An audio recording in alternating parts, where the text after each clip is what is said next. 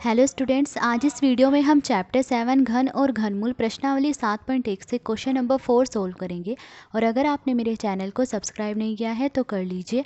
अब question number 4 देखिए, लिखा है परीक्षित प्लास्टिसिन का एक घनाभ बनाता है जिसकी भुजाएं 5 सेंटीमीटर, 2 सेंटीमीटर, 5 सेंटीमीटर है। तो परीक्षित प्लास्टिसिन का एक घनाभ बनाता है और घनाभ की भुजाएं यानी कि उस घनाभ की लंबाई, चौड़ाई और ऊंचाई जो है दे रखी है। एक घन बनाने के लिए ऐसे कितने घनाभों की आवश्यकता होगी। तो क्वेश्चन ये पूछा गया है कि एक घन बनाने के लिए ऐसे कितने घनाभों की आवश्यकता होगी। तो देखिए, ये घनाभ की आकृति है। घनाभ में लंबाई, चौड़ाई और ऊंचाई तीनों अलग अलग होती हैं और ये एक घन की आकृति है। घन में लंबाई, चौड़ाई, ऊंचाई तीनों बराबर होती हैं।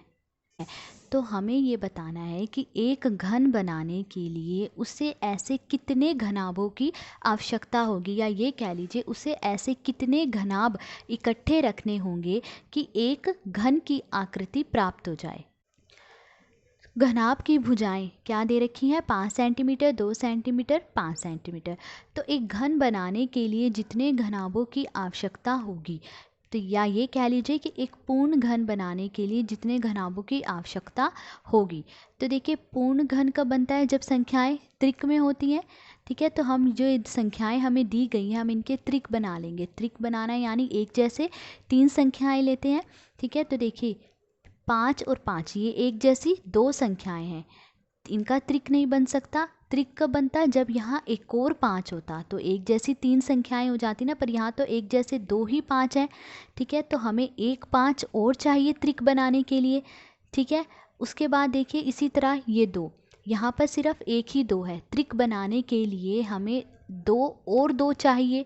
ठीक है, तभी त्रिक बनेगा। एक जैसी 3 संख्याएं लेते हैं ना हम, तो यहाँ तो सिर्फ एक ही 2 है, तो हमें 2 और 2 चाहिए। तो 5 गुणा 2 गुणा 2, हमें 2 और 2 चाहिए, तभी एक त्रिक बनेगा ना।